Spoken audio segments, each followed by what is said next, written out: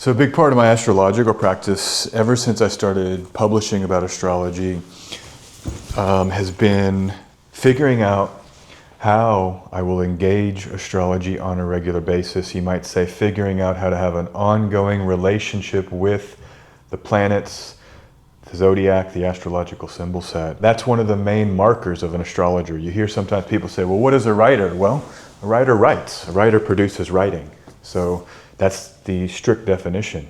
What is an astrologer? Well, an astrologer works with the astrological symbols and engages with astrology. I guess that's assumed. I don't want to use the definition with the answer, but I would say the strict definition of an astrologer is someone who's working in an ongoing way with planets, the zodiac, the ephemeris, and creating meaning from that engagement. But a big part of my practice has been going to regularly engage with the astrological symbols and the symbol set. And it's changed. You know, when I first was on Twitter, that's when I had my beginnings of a career, a professional astrology career, was publishing on Twitter. I had a Twitter account that was only for astrology. And I used to delineate transits for like a couple of years. I mean, almost every aspect, I would write a little delineation. And that was what I had committed to for my regular ongoing engagement. Those of you who have watched this channel for a while, you know, I used to do a weekly video. I do that now on Patreon, by the way. It's not the burdens of heavy YouTube production, but at the same time can just get that information short and sweet. You can check my Patreon out, SJAnderson144 over there if you're interested in the delivery of that information.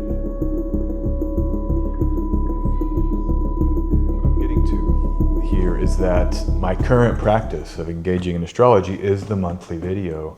And I never set out to make that monthly video. I was always avoiding it. I was like, oh, let other astrologers do it. There's big monthly forecasts on YouTube. I don't want to try to take them on or compete, like let them do it, whatever. But I ended up working with Dan Waits on World Astrology Report, doing a monthly video with him. And then I got used to it. I kind of liked it. I was like, hey, this is a great syncopation for regular engagement. And the monthly videos are just something I've embraced now, and it helps me stay regular. It helps me engage regularly. Any astrology or astrologer students out there, how are you engaging? What do you want to do to regularly engage? Where are you publishing your astrology? I like to say make astrology. We make astrology. What astrology are you making? Is it regular engagement? What are the choices you made around that? And I see people doing a lot of stuff. I used to do syzygy videos, new moons and full moons. That's a great way to regularly engage. And now I just include those into my monthly forecast video. But anyhow, I'm sitting down to start work on the February video. Just wanted to bring you along with this more behind the scenes or vlog style for that work. So I got my water with gas. And my first step when I'm analyzing these months ahead is to just go to the software, and I use SolarFire, the best software, a lot of people say the most professional software, and I just search with all of the planetary points I like, and my initial searches are pretty wide. What will eventually happen is that it gets condensed and filtered through processes. My job is to filter the information into thematic deliveries for you. But I'm going to get started on that now. Welcome to this video. Not sure what I'll end up calling this one, but I'm glad to be looking at the month ahead of February. I'm here in the middle of January. I usually try to start this right in the middle of the month. I'm on the 16th of January as I record this and as I start this preparation. And that gives me time, write, edit, record, and release a monthly forecast. It's a lot of work, and some of you are YouTubers, some of you have been around social media production. I mean, this doesn't just happen. You don't just, there's a lot that goes into making the content, trying to make it good. You want to satisfy the audience, and you want to distill theme. The work of the astrologer is the distillation of meaning from the wide, infinity of data. Jupiter and Gemini right now, that's all about the crazy infinity of astrological data. One delineation of Jupiter and Gemini. There's tons of stuff. I can show you my software. There's thousands of points. I saw someone on social media recently, and it was like two grand trines. So it looked like a Star of David. And then I looked at the points they're using. They're using all kinds of asteroids. I mean, almost every point at any time, you can throw anything in the map and make any aspect pattern you want. That's how much information there is to sift through.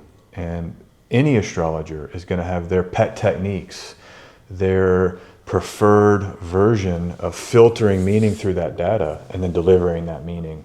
And that's how I think about my job and how I think about what I'm doing here every month. Anyhow, engage in astrology regularly if you are learning or want to, interface with astrology. You have to practice it, just like writers write, astrologers astrology.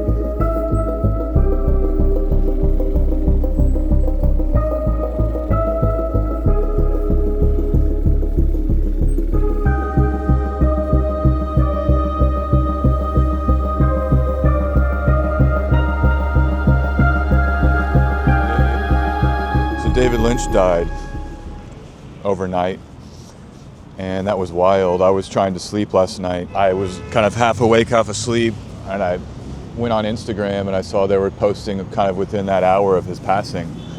Pretty crazy, just in the sense of how important he is to the creative consciousness of the collective of America and the world even, and how important he is really to Los Angeles, I was thinking, because that was his hometown. He loved LA.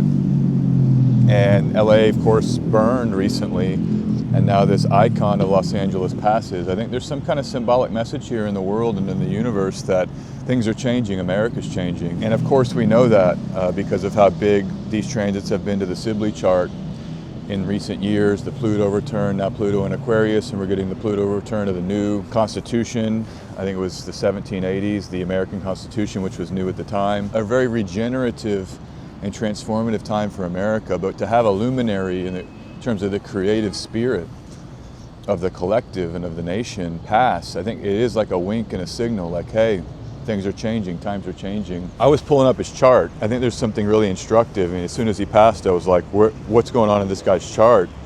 And actually, I'm going to shift here. I'm right by this road. There's a lot of noise. I want to get to a quieter spot. So come with me there. We're going to go find a quieter.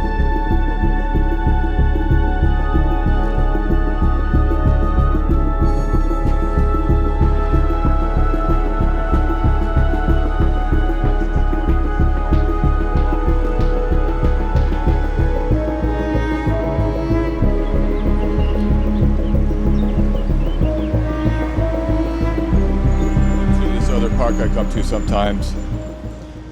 Hopefully it's a little bit more quiet. And I'm just going to lay back in the grass and just relax and talk to you guys. So David Lynch's chart, I pull it up. Striking feature about it immediately is that he has Mars and Saturn in Cancer. So both very weak there.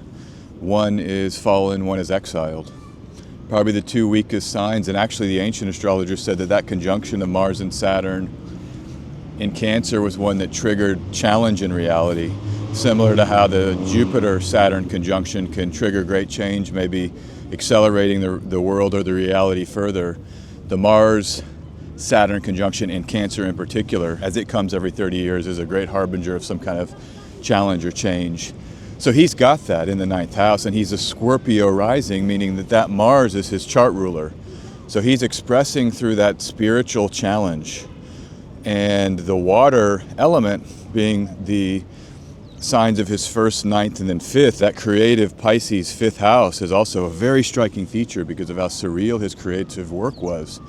So he's really living this chart well, but his focus was that transcendental meditation. He was a very spiritual guy and a very feeling-based person if you've ever heard him talk.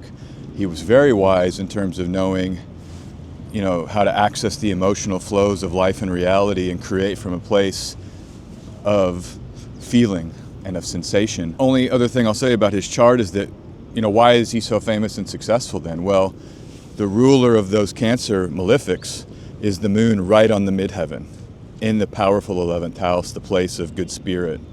And so that moon in Virgo does a lot of heavy lifting for him.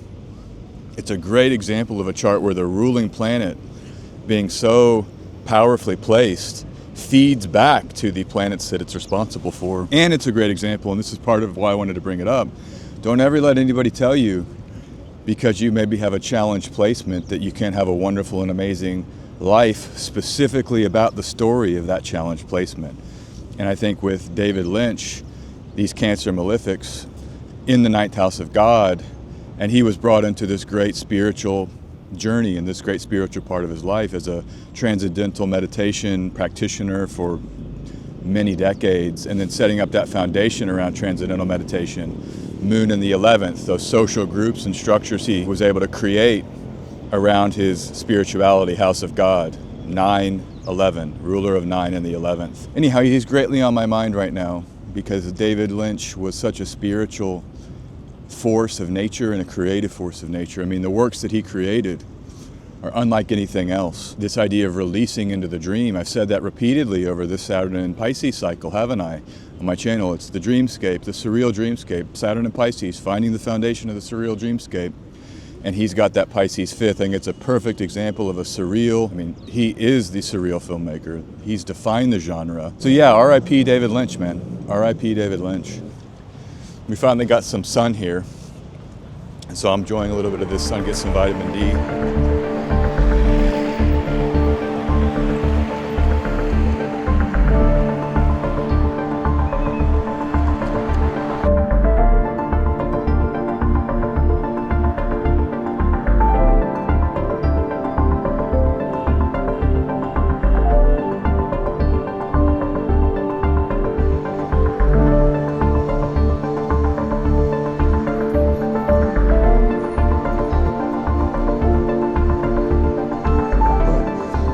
This uncanny recurrence of peace in the Middle East from 77 and 78 when Anwar Sadat struck the deal. I forgot who it was. Was it Itzhak Rabin, I think?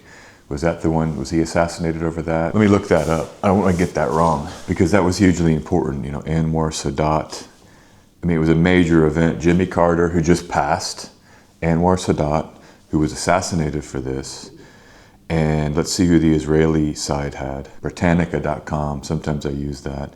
Reminds me when I was a kid, we had the Encyclopedia Britannicas. We'd pull them off the wall and you'd look up any topic and read about it. Menachem Begin, and they shared the 1978 Nobel Prize for Peace or Nobel Peace Prize for this deal that they struck. Mars was stationed retrograde in Leo, went back into Cancer, just like now. This is the last time Mars was mirroring this part of its retrograde cycle, was this 77, 78. And then what do we see in the news? Ceasefire in Palestine. So as soon as I saw it, I was like, yes, yes, yes. I've been talking about it on my channel. Dan Waits and I talked about it some on his channel, I believe. But it's this power of cycle work in our astrology. It's why we stay in touch with cycles. It's why we say, when did this happen before and what happened? Because it gives us a leg up on the kind of stuff that can maybe be happening, or maybe is yet to happen, but may happen soon as the cycle is operative. Jupiter was in Gemini for this cycle, and the lunar nodes were in the same posturing as they're in now.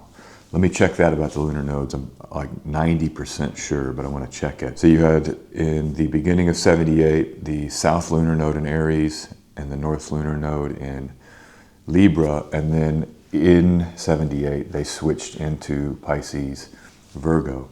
But some mirroring with the nodes as well. Jupiter in Gemini, Mars retrograde cycle, and then this nodal inversion of this period when you had that peace in the Middle East. So I saw that, I was so hopeful and so happy, you know, and I've been skeptical. But I think that's a good sign for this year as we get peace. You know, remember Andre Barbeau, he's saying we come out of the crisis in 2025 and into 2026. And, you know, if this can hold in events like this and we can get a stable peace and, you know, things are looking good, 2025. I'm excited about this year. So, yeah, I hope you're, you know, doing okay with everything that's gone on. R.I.P. David Lynch, a genius, creative, and thank you, David Lynch, for showing us the way and showing us the spiritual way for creativity and then the actual, you know, nuts and bolts of how to create and stay honest and stay real and stay true.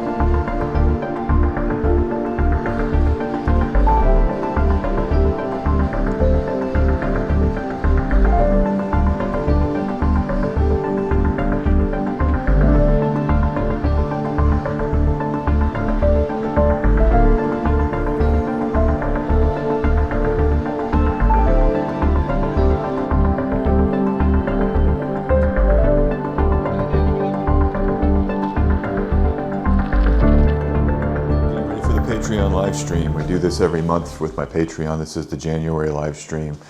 This one's about the planets. And so I've prepared a little bit of a lecture on the planets, topics related to the planets that are more conceptual, what they are, how do we think about them, a little bit of the astronomy of them, but trying to set the stage for deeper dives into planetary meaning later this year. Let's just get started. Thanks for being here. Really great to see you guys, and I'm happy to get to be with you today. We're talking January 2025 Patreon live stream, The Planets Part 1. And I'm not quite sure how many parts we'll have, but I know there will definitely be a part 2. But it's a big topic, you know, it's a huge topic. And I think part 1, maybe it would have been